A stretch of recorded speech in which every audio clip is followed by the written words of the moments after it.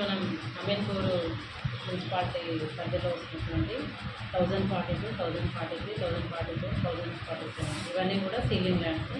ఈ ceiling lands అక్రమ కట్టడాలు మేము ఐడెంటిఫై చేసి ఈరోజు వాటన్నిటిని కూడా ఉంచడం జరిగింది.